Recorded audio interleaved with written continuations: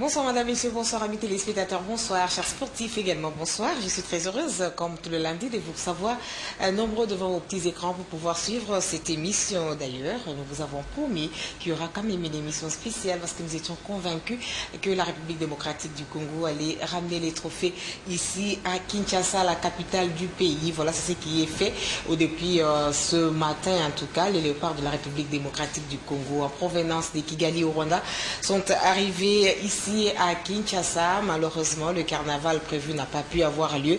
Il y avait un carnaval tout à fait spécial, c'est-à-dire où on a vu les joueurs passer comme un éclair de l'aéroport jusqu'au lieu où ils sont internés en attendant le rendez-vous qui les attend demain avec le président de la République. Madame, messieurs, merci en tout cas de l'attention.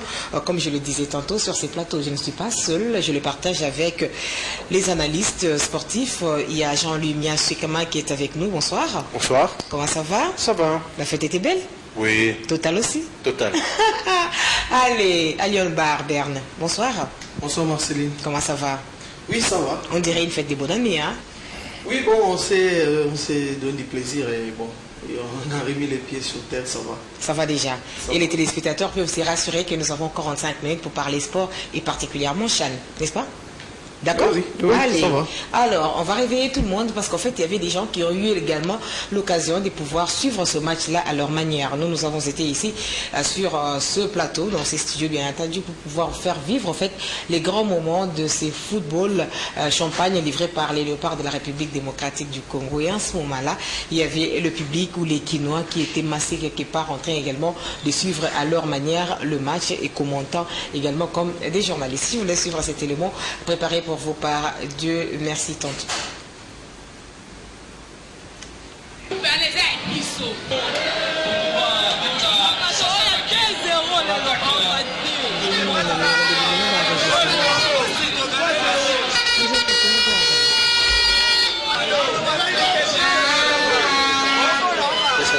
Venez supporter les léopards.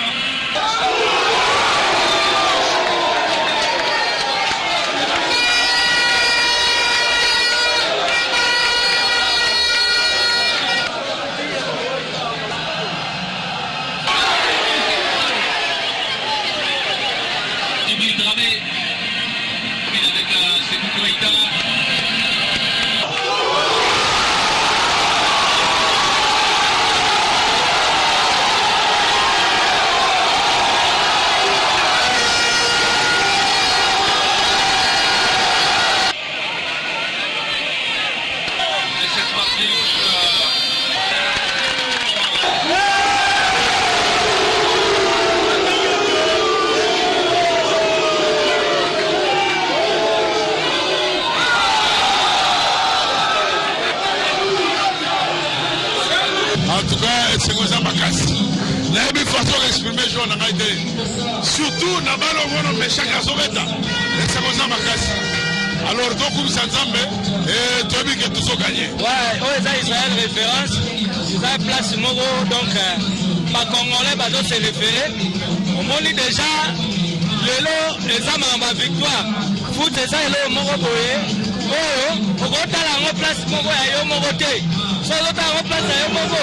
Ba wai wana to ko gagote. Lolo to ke na bango na mamba prolongation te. Bala tiku tu bosana. To sila na bango na kajawa ya 90 minutes. Elle m'a pas si mais to baki. Bongo déjà la solo na ko fala nga. Kila ebisa nga kurikama. Habito c'est déjà premier but. On a grand fois propre.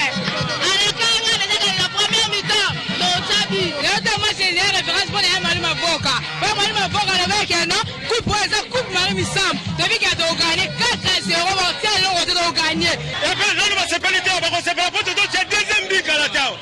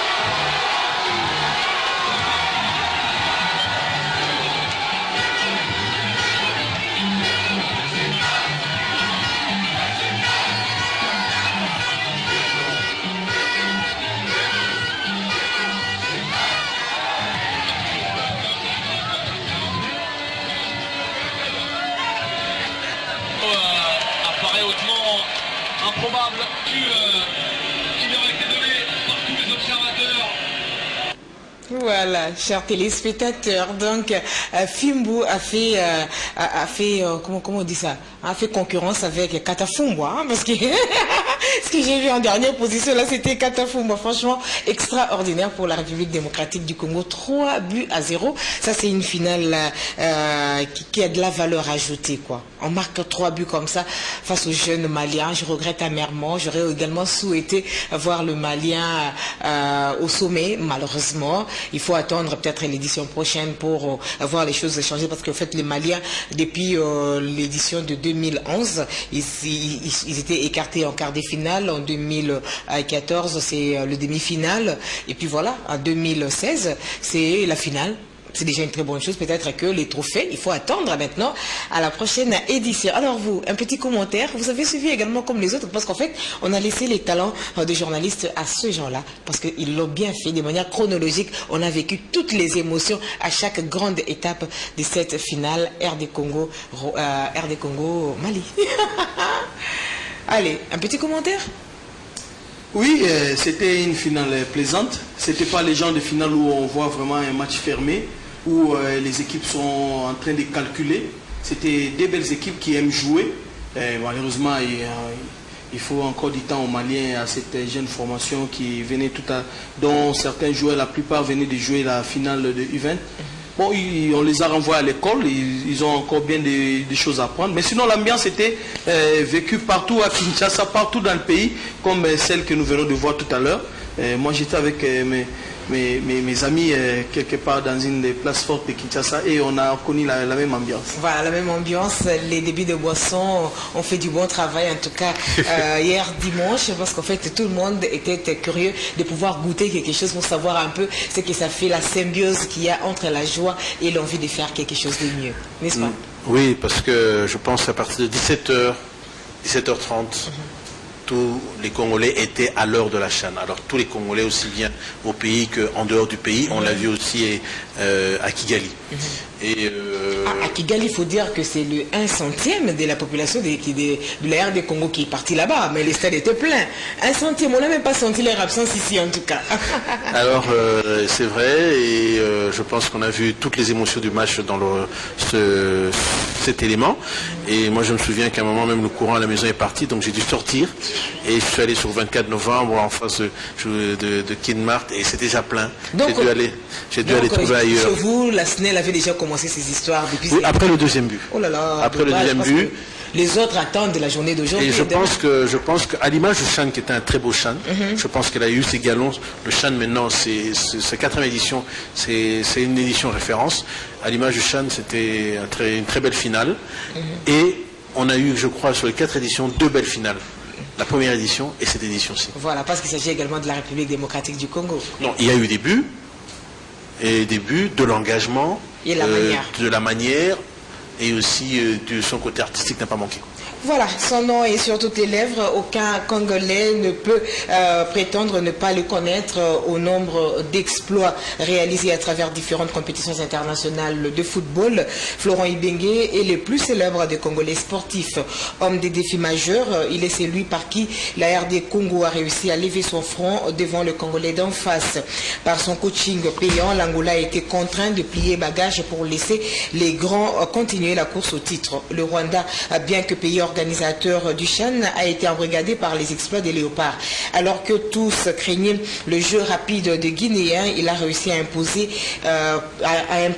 la précision dans les passes et l'engagement physique. Et enfin, face aux jeunes Maliens ambitieux et frais, il a opposé un système sans espace, dit collé serré. En 4 années, l'homme a amené avec le bon final de la Ligue des Champions 40 ans après. Les léopards ont arraché la 3e place à la CAN Guinée 2015 et maintenant la RD Congo, champion d'Afrique des Nations au CHAN 2016. Lui, c'est Florent Ibenge. Vous épousez les idées? Avancez sur lui? Oui, je pense que c'est bien dit, Marceline, parce que ça reste quand même un homme. N'oubliez pas qu'autour de lui, c'est l'homme qui a focalisé les commentaires et les analyses les analyses de tous les téléspectateurs et des sportifs congolais, c'est vraiment le nom qui revient le plus souvent autour de lui.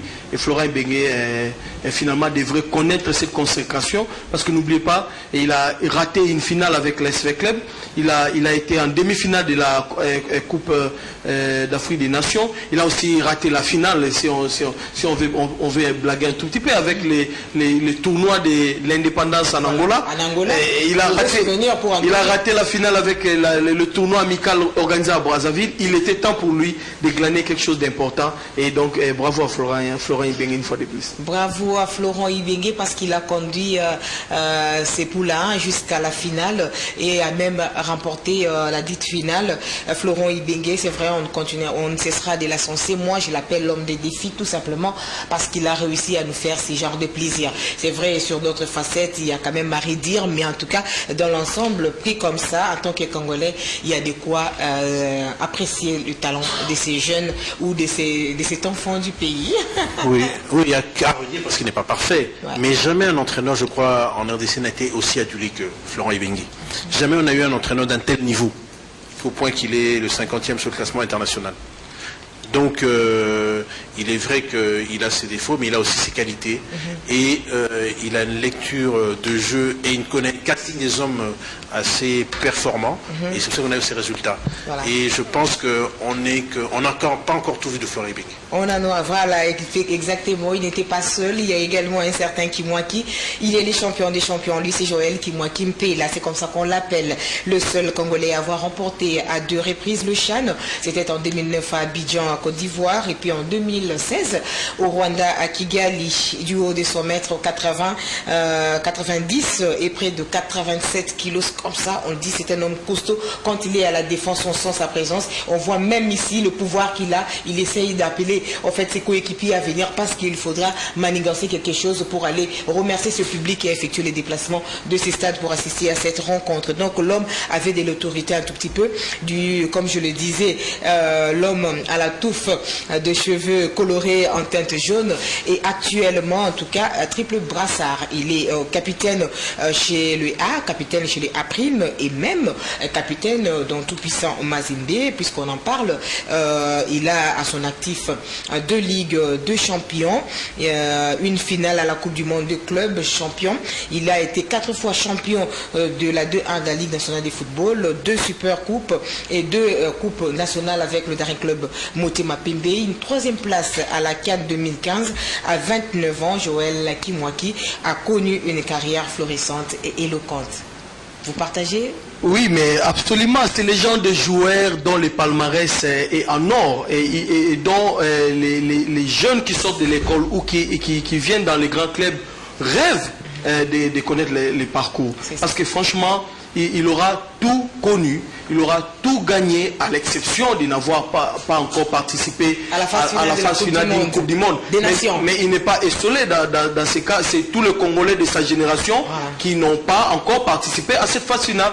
Donc de ce point de vue-là, quand ça fait néant dans un diplôme d'État, le souci n'est pas si immense. Sinon, Joël Kimwaki a tout raflé. Ça, je retiens.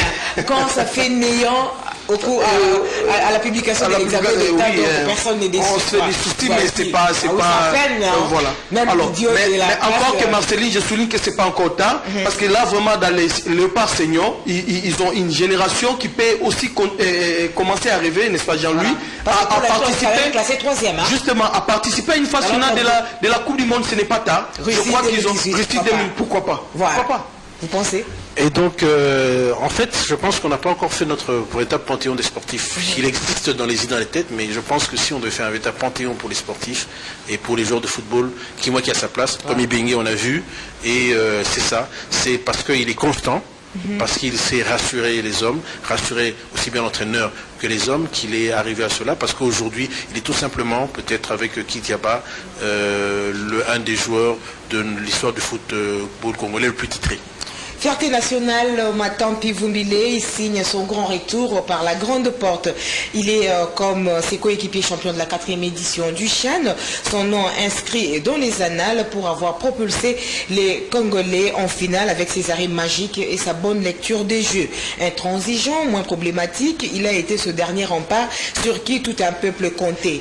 Mission accomplie, Kidiaba peut désormais vaquer à ses occupations tranquillement car nous venons de trouver son remplaçant malgré quelques lacunes à corriger dans les joutes futures en toute quiétude, n'est-ce pas?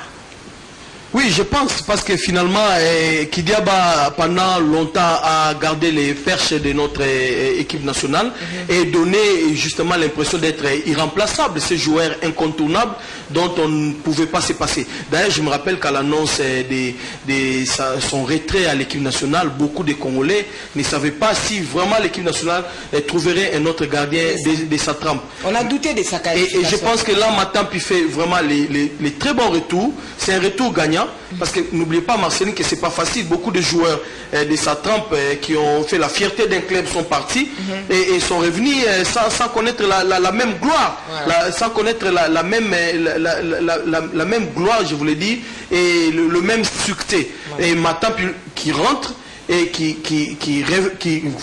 couvre les retards occasionnés par son passage à vide au TP Mazembe et à Kabushkor. Mais on peut dire que c'est un retour gagnant pour ces jeunes garçons que je connais bien. N'oubliez pas, il a fait la même classe avec mon jeune frère Anaklé Sima à l'Académie des Beaux-Arts. C'est un peintre, Matampi. Ok. Il est diplômé de l'Académie des Beaux-Arts. On peut comprendre les choix de ses différents. C'est un peintre décorateur. C'est très ça. C'est un artiste. Et je crois que même les jeunes doivent tirer modèle. Hein. On ne fait pas l'émission seulement, on fait aussi ça aussi pour que les jeunes apprennent. Voilà quelqu'un qui a su être patient, attendre son moment. Voilà. Et son grand jour, je crois, c'était ces séances de tir au but contre la Guinée. Et que souvent second. Mais aussi, c'est dans la tradition du pays qu'il y a une réserve de gardiens. Il entre maintenant dans la légende de Kidiaba, du gardien Kazadi, de son grand frère Boulaïma, Amerikani, Alima et Tokala, Mayala, Tobilandu, Mayala. Donc on a une tradition de grands gardiens. Pascal. Et donc on a une tradition de grands gardiens. Et une bonne équipe, généralement, ça ne se fait pas sans un bon gardien. Et c'était le cas. Voilà, et c'était le cas. Franchement, nous avons été heureux de constater qu'il était capable de pouvoir honorer la République démocratique du Congo à travers ses joutes continentales, alors qu'on commençait simplement à s'habituer à lui à travers la 2A, la Ligue nationale de football. Voilà, l'exploit est fait, donc maintenant nous sommes tranquilles. Désigné meilleur joueur et buteur du CHAN, Meshak Elia est cet attaquant de 19 ans qui a impressionné l'Afrique et partant l'ensemble de sportifs qui ont suivi à la loupe la 4e édition du CHAN au Rwanda. Le jeune de Don Bosco qui a revu ses ambitions à la hausse, a gratifié les férus du ballon rond de bons moments, en tout cas, du football avec ses buts venus d'ailleurs. Performance éloquente, détermination des combattants, présent là où il faut et cohérent dans ses mouvements. Mais cette trouvaille de Florent Ibenge à l'attaque congolaise aurait causé du tort à plusieurs défenses durant ces CHAN. Tir fulgurant et souvent cadré, c'est lui qui fera le bonheur de tout-puissant Mazembe au cours de la saison sportive en cours, car depuis le 19 janvier dernier, il est joueur définitif chez les Corbeaux. Vous pensez qu'il fera long feu dans cette équipe de tout-puissant Mazembe? Pourquoi pas, il en a les atouts. Il a démontré lors du championnat qui venait de finir hier, de fort belle manière, qu'il était un joueur de trempe continentale, voire de trempe internationale. Je pense que n'importe quelle équipe pourrait héberger ces garçons et le temps d'apprentissage, le temps d'adaptation, il pourrait jouer. Mais ce que j'ai aimé chez Meshak, c'est qu'il a su récupérer, n'est-ce pas, la place qu'aurait occupé peut-être Luvumbu à la fin de ce tournoi. Parce que tout le monde donnait Luvumbu déjà avec ses 2 médailles lors du quart de finale face au Rwanda, donné Luvumbu favori pour remporter les titres des meilleurs joueurs du championnat. Voilà. Et Luvumbu qui s'est fracturé. Du coup, Meshak en a profité. Et il a obtenu, il a fait son deuxième bon match, mais avec ses 2 buts en finale. Et il est devenu du coup meilleur buteur. Et pourquoi ne pas rappeler la place du meilleur joueur? Parce qu'en fait, nous avons gagné la coupe et les meilleurs joueurs décidément doivent venir de nous, de notre équipe. Et Meshak en a profité, franchement. C'est un joueur qui est à la fois révélation et aussi confirmé en tant que grand joueur. Voilà, confirmé en tant que grand joueur. En fait, je peux dire c'est la perle de ce CHAN, c'est la pépite de ce CHAN, c'est la révélation de ce CHAN, parce que je crois qu'on l'a plus découvert, surtout nous qui sommes plus à Kinshasa qu'à Lubumbashi, dans ce CHAN, de ce 4e CHAN. Et je pense qu'il a montré ses qualités, rapidité d'exécution, dribble court, de surprendre l'adversaire. Je pense que son but, on a tout eu, le premier but des Léopards marqué lors de la finale, était un chef-d'œuvre et d'une intelligence remarquable. Oui. Et donc, il était excentré au moment où tout le monde s'attendait le moins. Oui. Et même Bennett, l'arbitre du jour, ne l'avait pas vu. Oui. C'était une surprise en tout cas. C'était une surprise. C'était le plus qu'il fallait justement pour prendre de court les Maliens. Mais c'est quelqu'un qui a promis un très bel avenir. Je crois que même le tout-puissant Mazembe devra mettre le paquet pour le garder, parce qu'il sera certainement d'autres clubs, soit d'Afrique du Nord ou d'Europe, ou d'ailleurs le chercheront. Voilà, mais on n'oubliera jamais également cette passe magique de Bangala pour le deuxième but que Meshak a marqué. Et même cette autre passe de l'Omanissa. Le petit là que j'aime bien, l'Omanissa. Moi je me dis, il a de l'avenir ces garçons. Et donc la façon dont il avait fait pour pouvoir conserver d'abord ses ballons, il a dribblé 3 joueurs et finalement il fait cette magnifique passe à Bolingui. Hein, c'est lui qui marque le trophée. Oui, c'est Bolingui qui marque. On a des jeunes qui demain en tout cas. Non, on a en fait durant cette finale, on a revu le vrai football congolais. Voilà. C'est-à-dire le football qui peut être rapide, qui peut être réaliste, qui peut être très technique. Voilà. Et c'est ça, et ça pèse. Et Jean-Louis, moi j'ai particulièrement aimé l'apport des défenseurs dont a parlé Marcelin. Heureusement, il m'a pratiquement arraché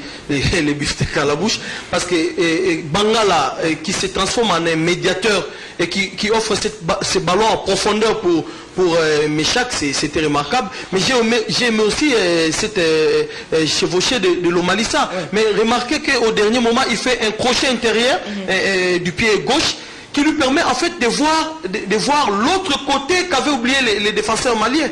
Il voit en fait le côté droit où Bolingui est complètement isolé, alors que le ballon se jouait du côté gauche. Le crochet intérieur gauche lui permet justement de constater que Bolingui était pratiquement sans marquage. Et il lui glisse la balle et ça fait but. C'est les stockades. Le troisième but, ça fait la les stockades. Et en fait, ce match, c'est ça. C'est-à-dire que les Congolais ont mis à profit justement tous ces angles, tous ces espaces que les autres ont laissés vides pour avoir justement les Maliens. Et bien voilà, alors à présent nous allons encore retrouver Bandalungwa, parce qu'en fait la ville de Kinshasa était en ébullition ce dimanche 7 février, c'est ça? Oui, 7 février. Dimanche 7 février. Allez, on va se rendre là-bas, parce que là, il y avait un dirigeant qui avait été aux côtés de certains supporters également des Léopards de la République démocratique du Congo. Ensemble, on va voir comment ils ont eu à leur manière à fêter cette victoire. Lui s'appelle Chimanga. Il était là. Il adore la foule, hein? On y va?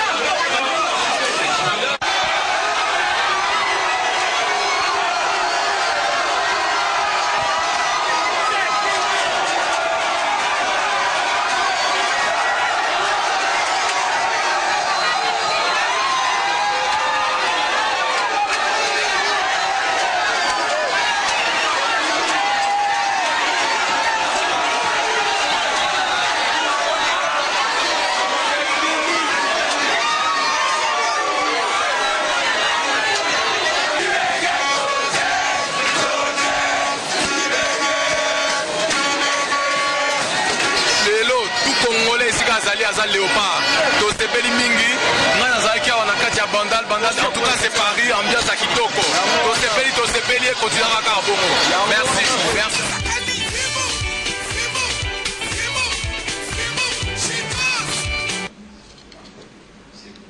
Voilà, chers téléspectateurs, c'était l'ambiance à Bandalunga. En tout cas, les Kinois auraient souhaité être en contact avec les joueurs. Aujourd'hui, malheureusement, on les a privés ça.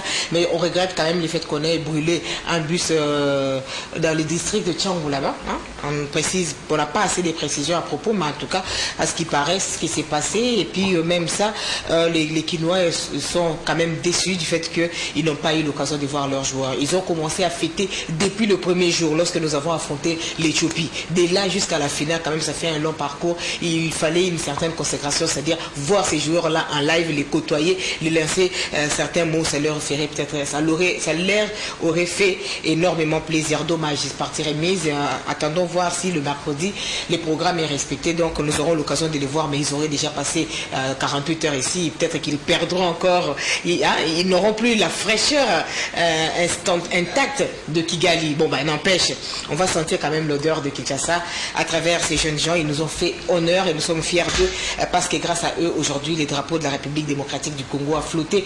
en tout cas dans plusieurs pays, parce que beaucoup de journalistes ont relayé cet exploit de la République démocratique du Congo au Chan. Mais les mauvaises langues prétendent que c'est notre spécialité, le Chan. On va nous attendre à la CAN, on va savoir si nous sommes capables de faire quoi que ce soit. C'est un commentaire qui était passé même sur notre chaîne de télévision. Allez, on ne s'attarde pas sur ça pendant qu'on nous prépare d'autres matchs, parce qu'on va faire quand même l'analyse de manière large et complète sur la compétition. Il y a eu au total 16 équipes au Rwanda, et sur les 16 équipes, il y a la République démocratique du Congo qui est la plus grande équipe, quoi, championne d'Afrique.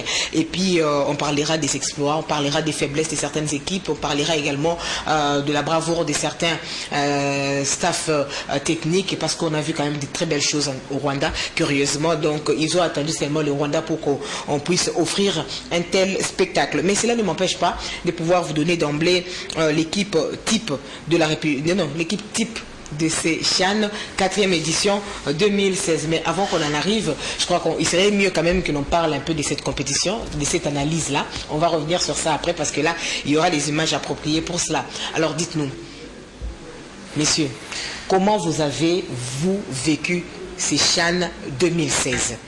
Moi, de mon côté, je me dis, j'étais surpris par la Guinée. Il y a une équipe comme le Niger, par exemple, qui m'a étonné.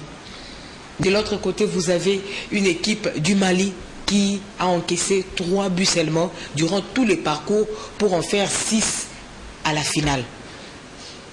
Et diminuer pratiquement son capital, parce que ça fait 5 buts marqués pour 6 buts encaissés. Ça neutralise un tout petit peu le Mali, mais c'est quand même une équipe formidable. Vous pensez qu'il y avait également d'autres particularités dans ces différentes équipes?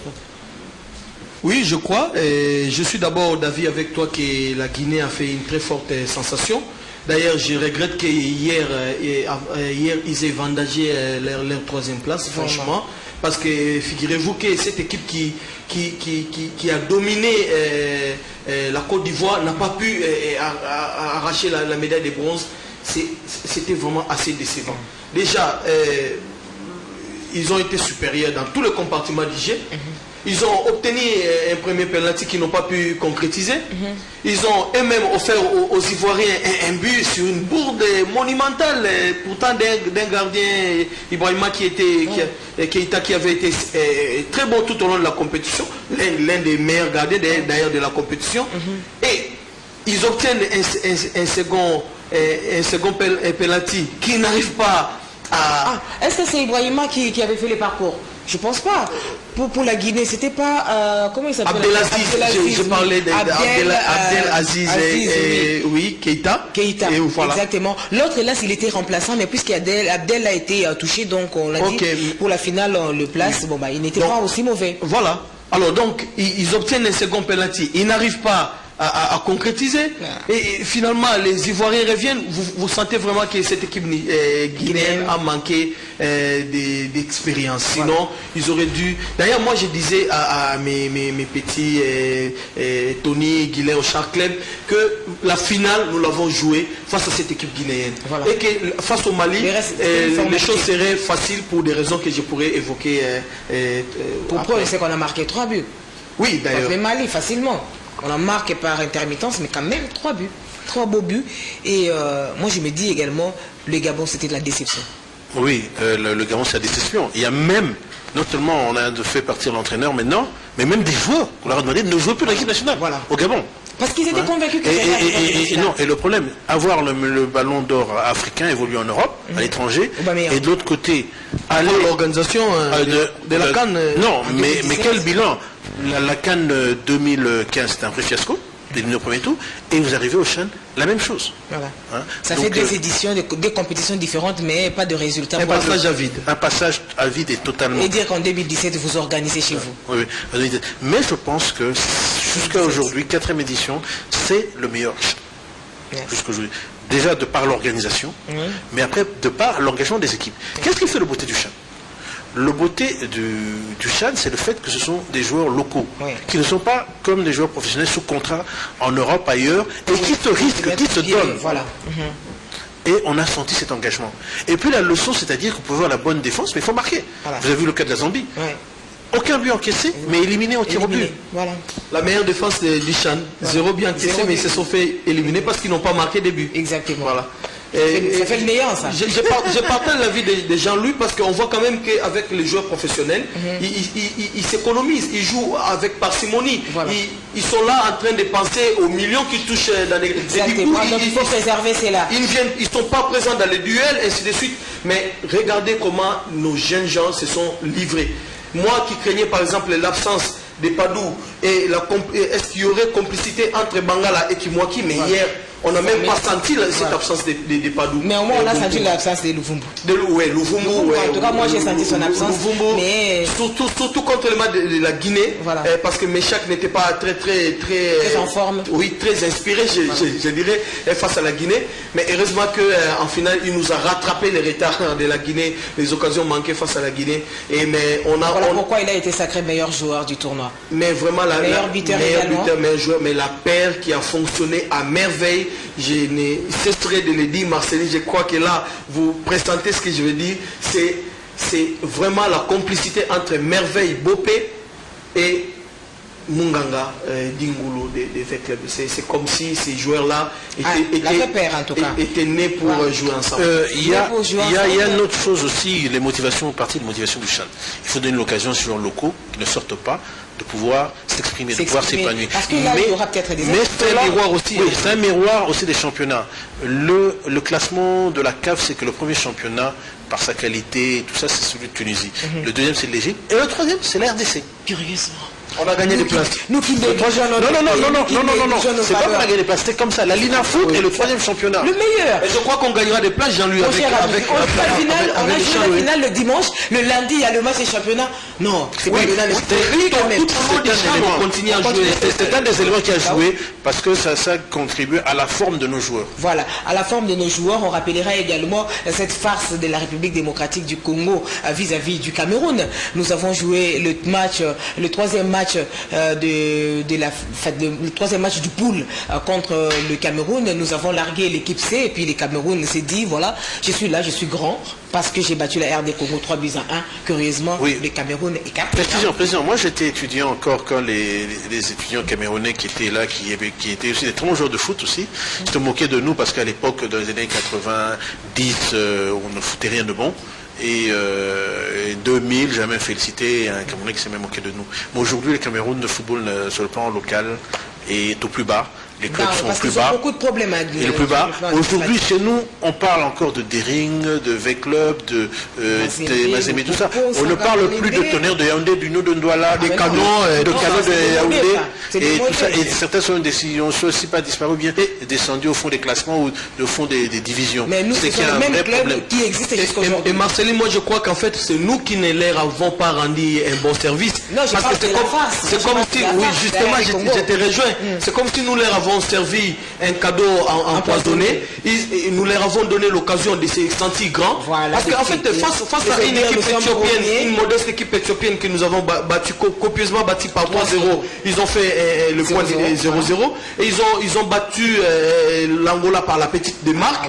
Et du coup, avec la victoire par 3-1 face à la RDC complètement remaniée, ils se sont dit, ils ont pris des ailes. Ils se sont dit, nous sommes une grande équipe, c'est confirmé, si nous pouvons battre la RDC. Et du coup, ils vont avec cette suffisance en quart de finale et là, les autres les corrigent. Ils se font battre en prolongation terriblement. Donc je crois qu'ils doivent quand même mettre... Et ils ont été battus sur le plan où ils sont le plus forts, la condition physique. C'est qu'ils ont craqué sur le plan physique et les Ivoiriens en ont profité aux prolongations et ils ont trucidé 3-0, dont le troisième but montre vraiment l'hécatombe, un tir de 50 mètres qui lobe le gardien. On regretterait également cette élimination précoce du Maroc. Hein? On s'y attendait les moins quand même, hein, le Maroc. Les Maghrébins tout au long de ces CHAN auront été les plus décevants. Le plus décevant, je crois que dans l'ensemble, on parle de la Tunisie. Oui, il n'était qu'à deux, il n'y avait que 2 représentants et ils ont été vraiment complètement décevants.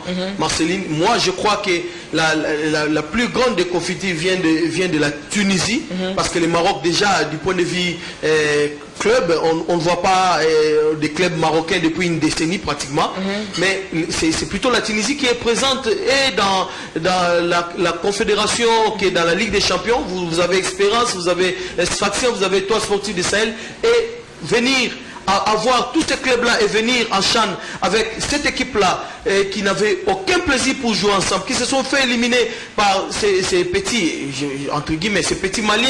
Et vous sentez que vraiment... Les petits Maliens, c'est comme si c'était un peu péjoratif, quoi. Il vaut mieux dire les jeunes Maliens. Alors, vraiment, trop jeunes, vous sentez que le football maghrébin est en regret. Oui, je crois le football maghrébin, le football d'Afrique du Nord, ils ont les moyens, ils ont les entraîneurs, l'argent. Ils n'ont pas le talent. Et les infrastructures, mais ils n'ont pas le talent. Voilà. Ils n'ont pas de talent et c'est ça ce qu'ils doivent ressusciter des talents. Le talent s'expatrie.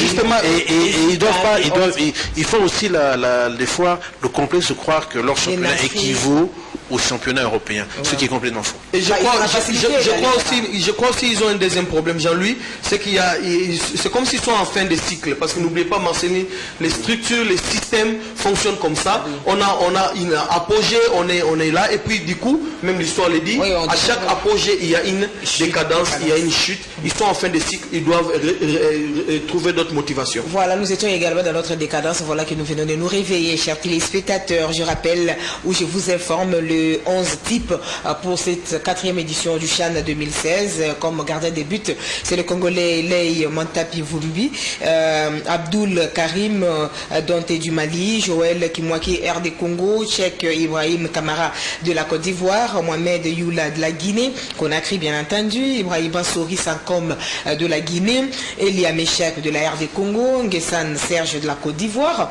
Amidou Sinayoko du Mali, Jonathan Bolingui de la RD Congo, Sekou Koïta du Mali, et parmi le remplaçant, ou dans le banc de remplaçants, vous avez Badra Ali Sangaré de la Côte d'Ivoire, Digui Diarra du Mali, Lomanissa de la RD Congo, Héritier Louvumboum de la RD Congo,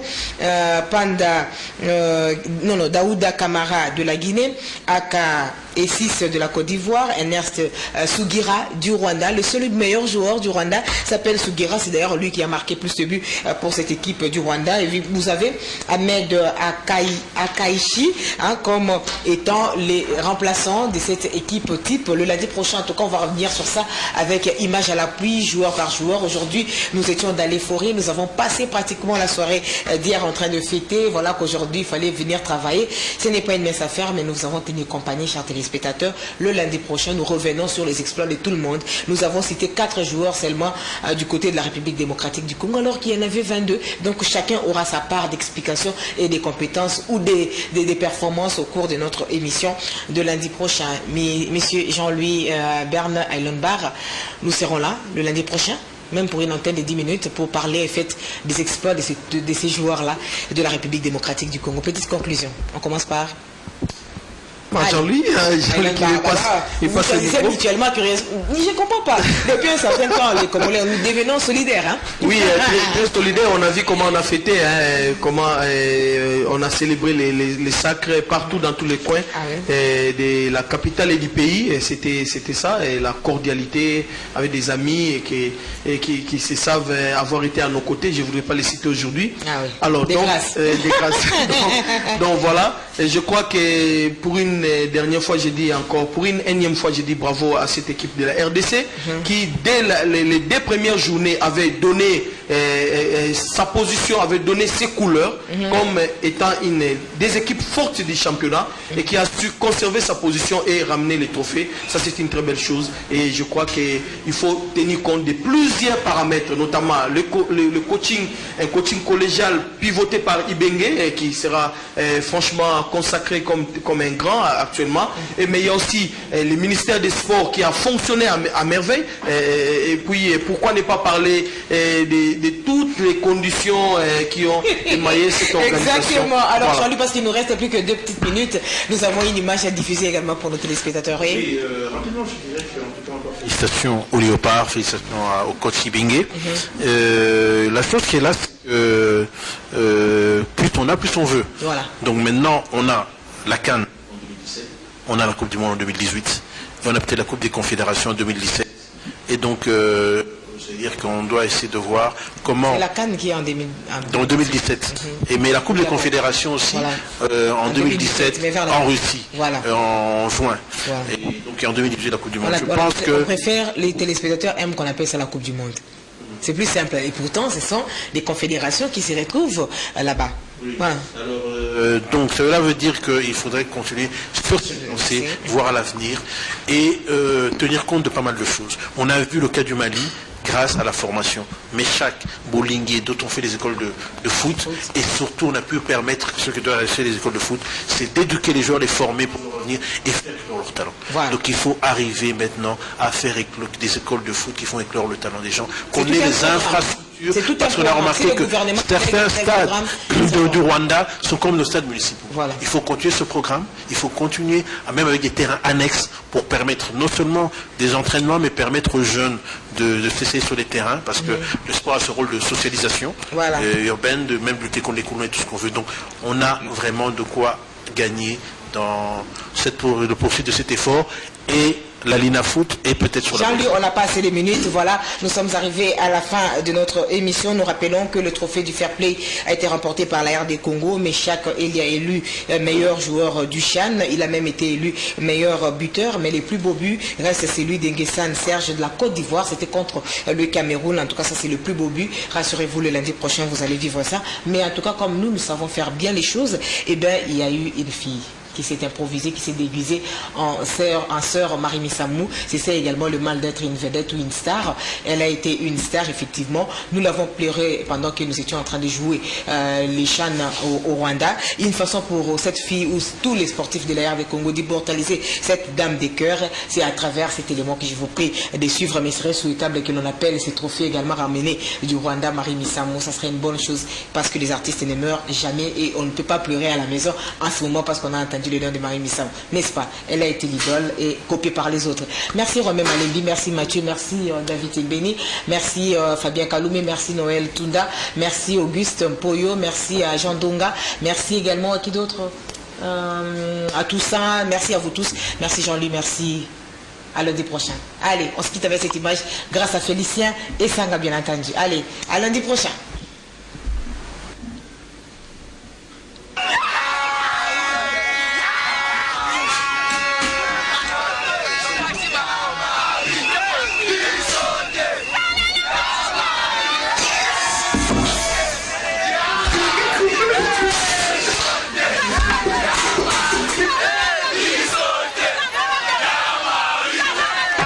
Cette émission vous est proposée par Bralima